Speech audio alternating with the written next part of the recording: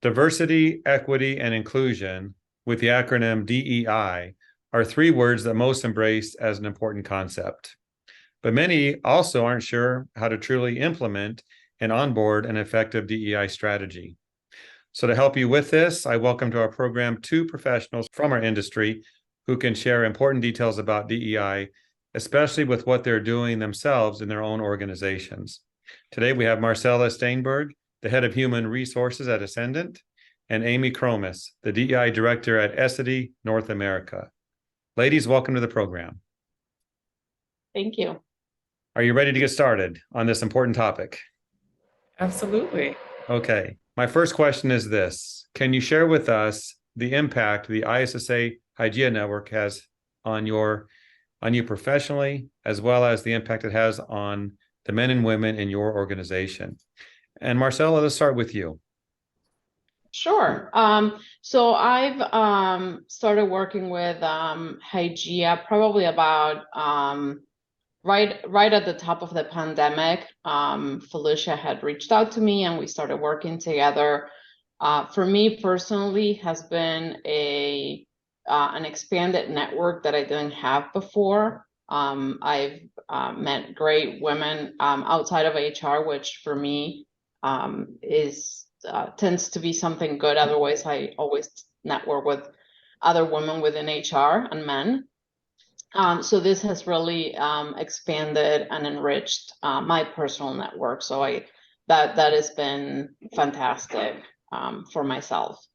As far as Essendant and our associates go, as we've developed the relationship with Hygieia, we have Renee Starr, who's our head of sales, who sits on the board for Hygieia, and I know that she has developed many connections. The sales team in general has a lot of interaction with Hygieia in general, and recently we've started participating in the mentoring program that Hygieia offers and expanded it to all of our associates throughout the country. And we've seen great participation and very good feedback so far.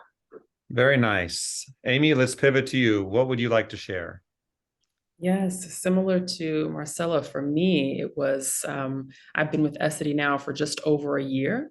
And so prior to that, I was in the construction development industry for 10 years and was really tied in with trade organizations and just industry groups there to really fuel the professional development, fuel the learning. And so for me personally, ISSA and Hygieia have been just catalysts for my growth in terms of industry knowledge for health and hygiene. And so, whether it's between the ISSA show, whether it's between Hygieia and just the rich networking that takes place there, it's been very rich for me personally just in this first year. And then as far as Essity and our involvement, it's been interspersed throughout the years, but this year we're actually making a concerted and strategic effort to really see how can we make the most of the offerings that Hygieia has to offer. Like Marcela mentioned, the mentoring program, there's just so many different avenues for involvement and engagement, which we realize we can really leverage and that we realize that we can have for the benefit of Essity employees. So I've had an excellent experience thus far and I'm excited to continue to dig in. Well, welcome to the industry, construction, now cleaning. So I'm sure you'll find some similarities with what you do and have already experienced that. Let's dig a little deeper. What I'd like to do is talk about what you do with your company, and especially with your diversity, equity, and inclusion programs. And I know sometimes these questions are in their infancy because some are just getting started and figuring this out. But I know you've made some progress. Amie, you've been there about a year. Why don't we start with you, and why don't you share a few things there? Yes. So prior to my arrival at Essity, we hadn't had anyone in North America in the position. About a year prior, we hired Pia Hook, who is based out of Stockholm, from a global perspective. And so we really are still in our infancy stages of setting the foundation, defining our strategy, which has been created. And so for us, the strategy really encompasses an internal viewpoint, so that way we can certainly have our house in order, in addition to an external viewpoint. Essity not only has our professional hygiene business areas, but we also have consumer goods and also health and medical, which is more product, based, more B2C. And so there is an external link there that's much more direct. And so we want to make sure to address both, but also focus on the fact that, hey, we absolutely need to focus on our internal dynamics and our internal offerings before we go full force external as well. Thank you. And Marcela? Yeah, so I've been with Essendant for 13 years, and the way that I like to talk about our journey through DEI is that this is sort of our third iteration of DEI. Everybody says third time is a charm, and it seems to be true. So we've sort of relaunched our DEI strategy and efforts around June of 2020. It was after the George Floyd incident. We felt that as a company, having gone privately recently, prior to 2020, we felt it was something important that we wanted to reinstitute with our associates. And so we are on our third year of our strategy. We very much so internally so far, we have not, every year we talk about creating the external, whether it's supplier diversity or looking at our customer base, but we haven't gotten there. But internally we have certainly developed and come through in our strategy in the last 3 years.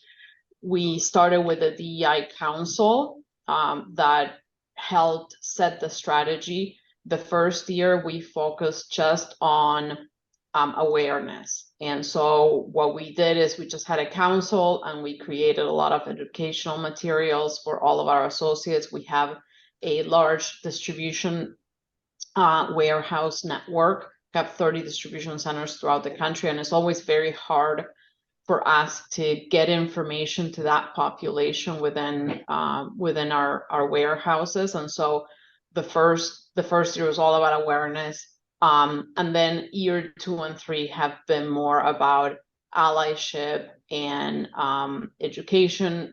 We are now sitting at 6 employee resource network groups. So we're very happy about that.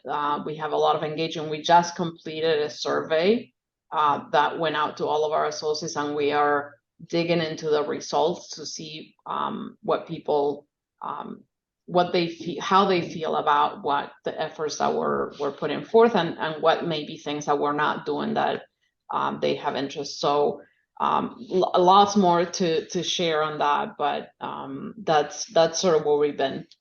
It's a lot of work, and a lot of effort. Both of you are busy. I know that. So Marcela, you shared some of the things you're doing with your initiatives and all. Amie, anything to add there on the key initiatives that you are implementing at your company? Definitely. So back in 2021 at our Capital Markets Day, we actually launched 3 targets for 2025 that really sets as kind of a milestone for us in this journey in terms of accountability and really thinking through what are we trying to achieve. And so those 3 goals are gender balanced leadership. And so that is anywhere a range from 40 to 60% representation. Also inclusive work environment for all, which we're measuring through our employee engagement surveys.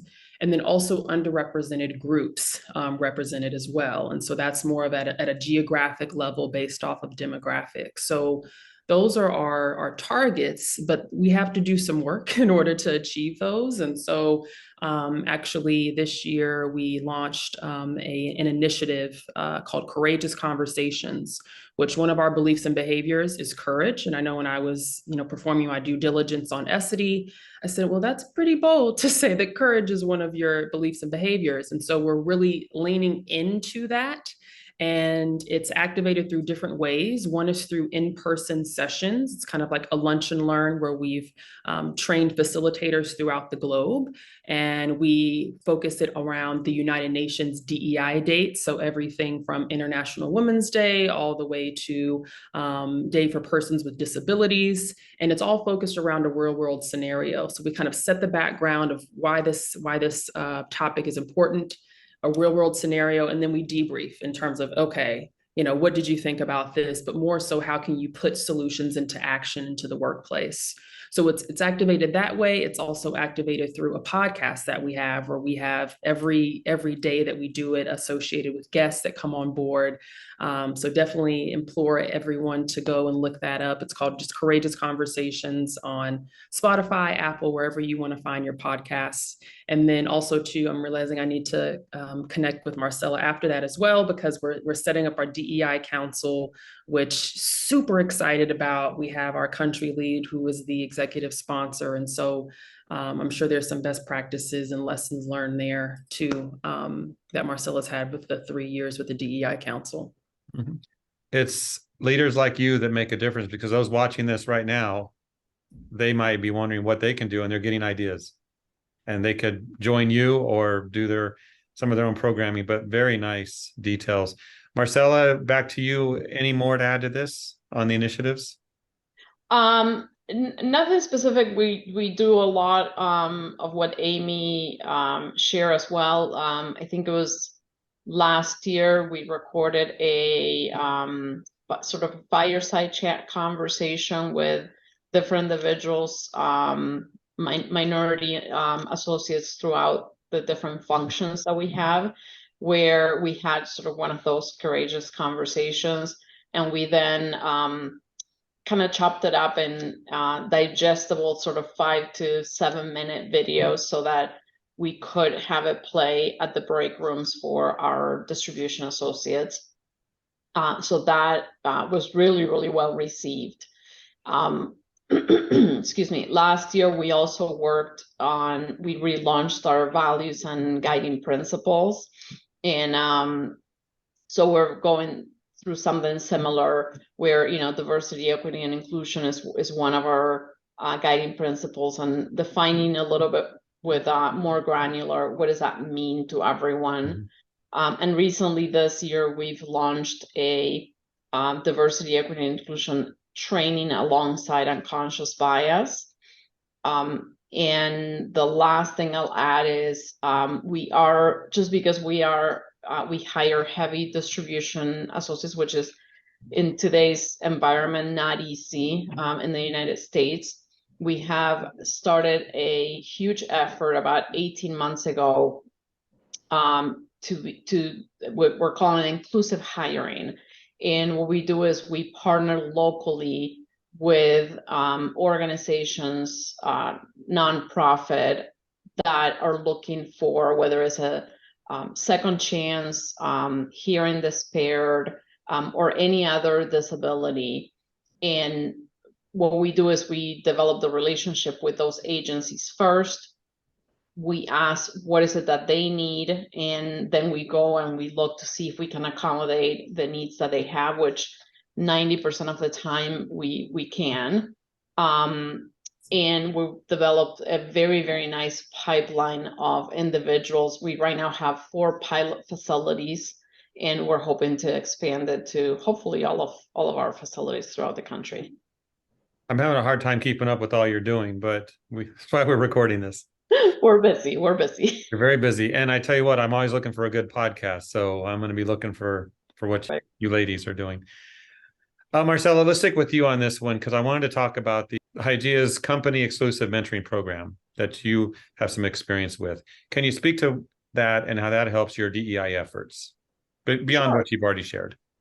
Yeah. So, for many years, we've heard from associates that they wanted us to develop a mentoring program, and we've tried a couple times when we really weren't successful.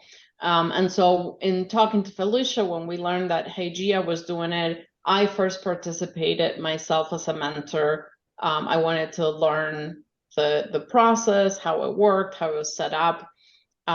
And I really enjoyed it. I know both our CEO, Harry Docelli, as well as our SVP of Sales, Renee Starr, both participate as mentors.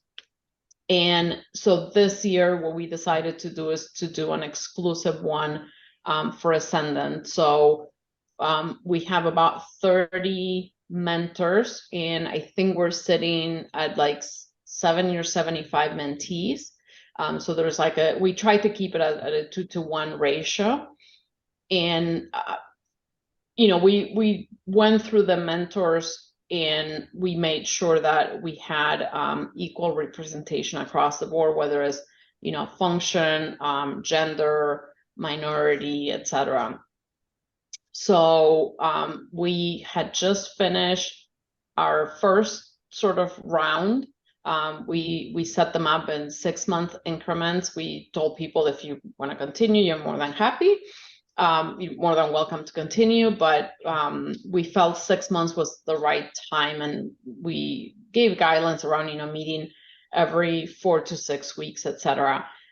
So I think what we've learned and what I've, based on the feedback we've been getting, really what we're trying to do with that program is to create engagement and help associates develop. And creating a mentor-mentee relationship, it's great. So the platform that Hygieia has put together, it's been super helpful, and it actually allowed us to deliver on something that we hadn't been able to do before. And hopefully with that, they're also now aware that there is a larger network, and if they want to look for mentors outside of Essendant, they have that opportunity as well. All right. Thank you for sharing that. Amie, we're going to pivot to you, and here's my question. And we don't want to be negative, but we want to be realistic. So let's speak to some of the toughest challenges that you face with DEI efforts and initiatives, and how you've overcome them, or how you're working those out. Can you talk about that? Yeah, I mean, Marcela's pointed to one of them. I have two in mind, and it's the manufacturing population. At Essity, I've kind of broken it down into there's different experiences. You have typically your office-based experience, your field-based experience, so kind of our reps that are out in the field, and then manufacturing. They're all vastly different, but we all belong to the same organization. And so you have all of these different potential. You could see them as barriers, you could see them as opportunities, but time constraints in terms of shifts. And, do you get someone at the beginning of the shift, the end of the shift? How do you compensate them if they do need to stay before or after a shift? How do you pull them off of the line in terms of, access to laptops and Essity cell phones not being a reality? It really is a completely different experience of how you consume information. And so, for instance, for our DEI Council, we made sure from the beginning, we've had a planning team operating for the past few months. And we made sure to have manufacturing representation on that team, because we need to know how that group can best be served. And so even from something as simple as the platform that we're using for the applications for the DEI Council, it was selected because it was, there's less barriers to entry for that population. So those, even when I was in construction, I would love going out on site and, seeing the product that was being made, and, seeing this often forgotten population that really makes the organization churn. I'm still working through how we can better serve that organization, and that how they can also feel DEI even within their space. So that's one. And then also too, just the reality of when we talk about external forces, whether it's political, whether it's law and legislation. We've had the recent rulings from the Supreme Court with affirmative action, and also with designers in specific communities, specifically the LGBTQ plus community. So, right, it's really having and really hearkening back to a safe and respectful workplace, where how we can have civil discourse, how we can have constructive conversations, rather than just being so polarized. And so that's where a lot of my headspace can go nowadays, because it is very easy to get sucked into these topics from a divisive point of view. Whereas if you look at the benefits, they far outweigh any type of imagined conflict that we can have.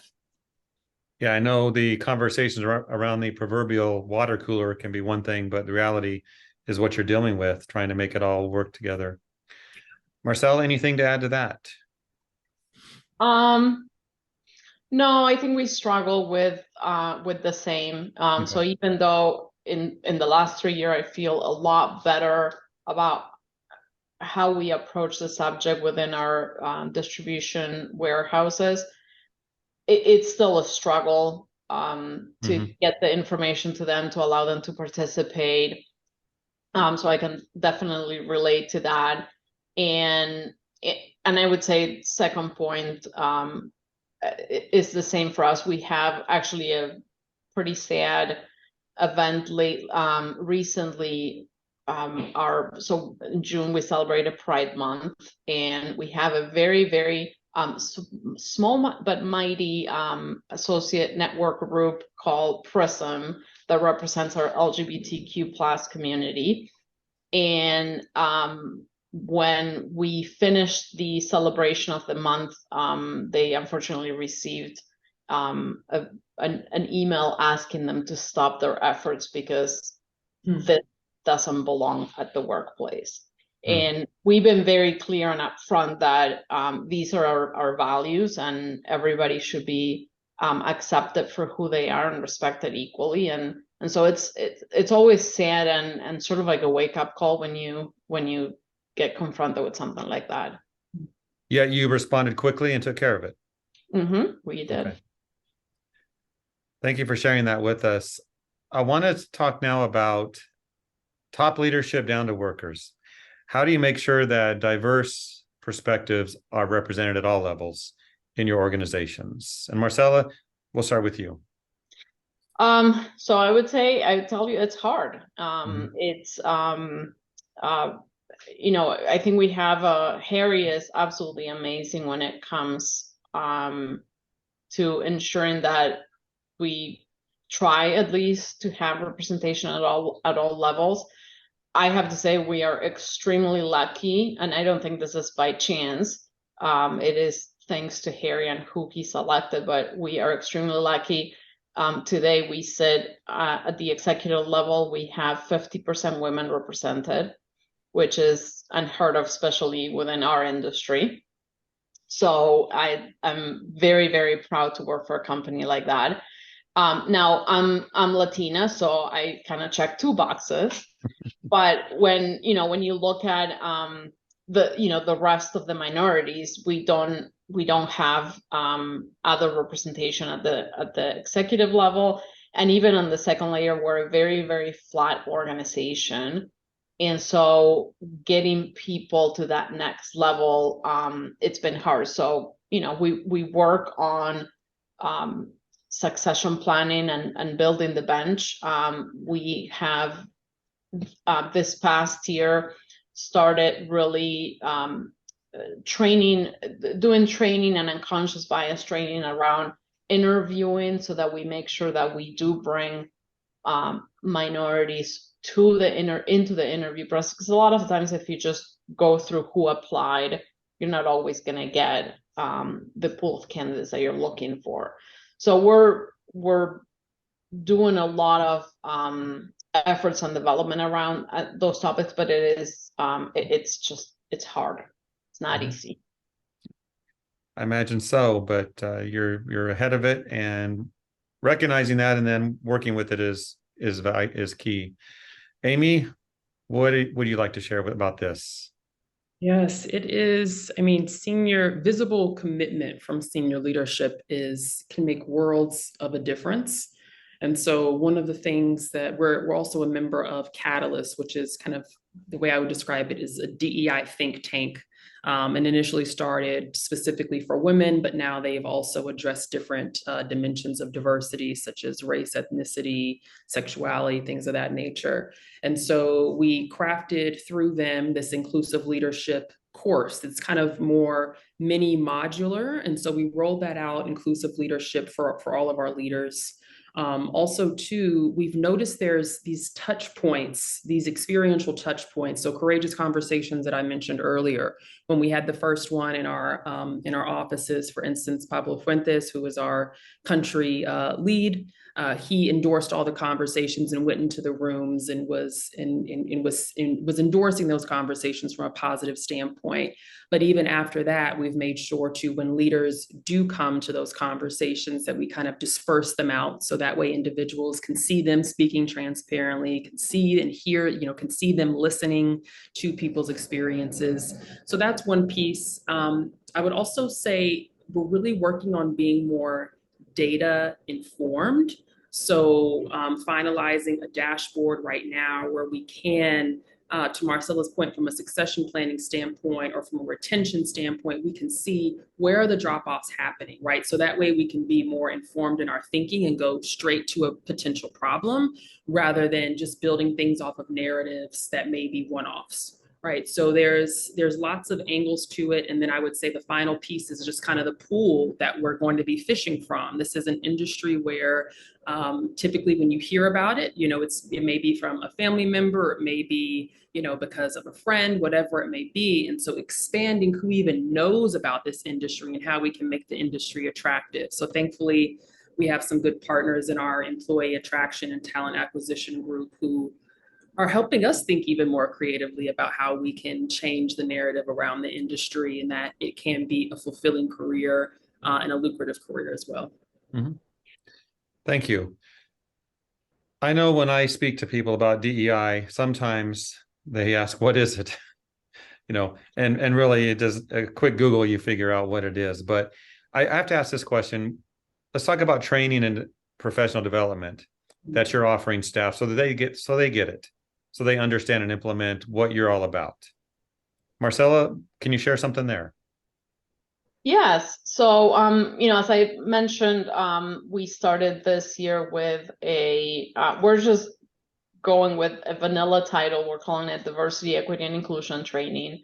And what we're doing is really educating our leaders around what it is. And we're going through basics. So the DEI manager that we have, Molly, she's and a few other people within our council went and got a DEI certification from different places last year, and we developed our own module of training and what we felt was important for leaders to know and understand.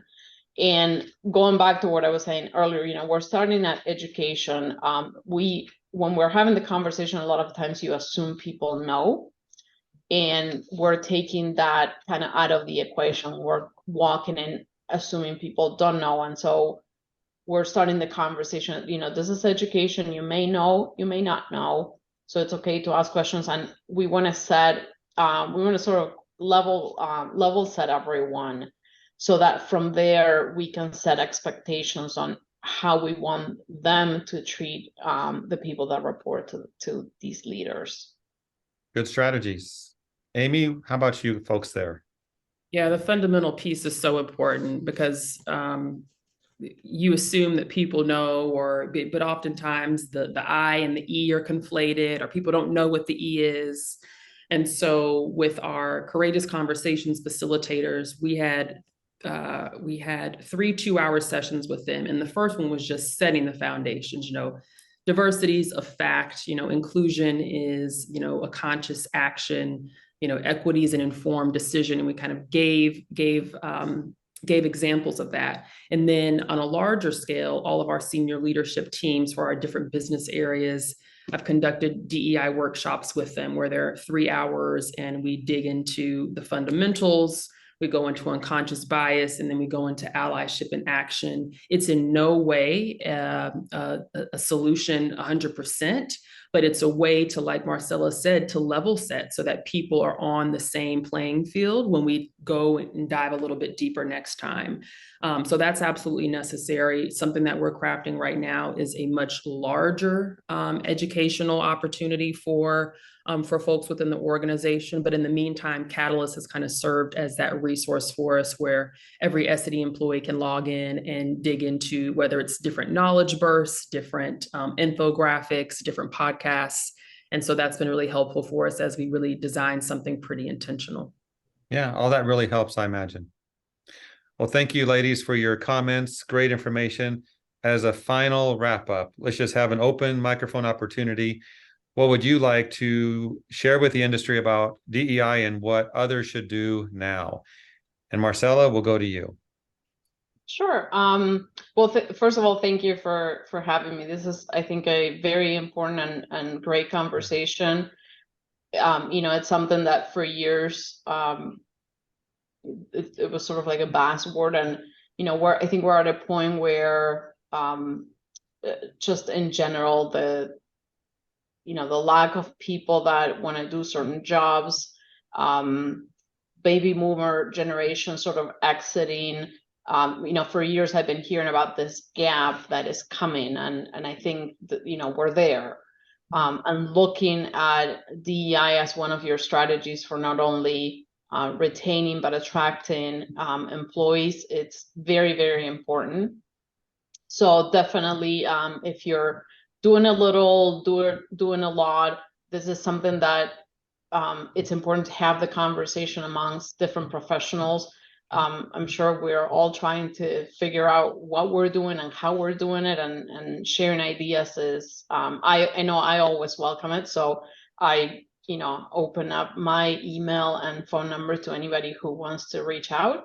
And Hygieia has been a great partner in making happen a lot of the things that we were looking for. So if you haven't attended any of their webinars or sessions, I definitely encourage you to do so, because I know they've been very rewarding for me, and the people that I've met there have been terrific. So yeah, thank you.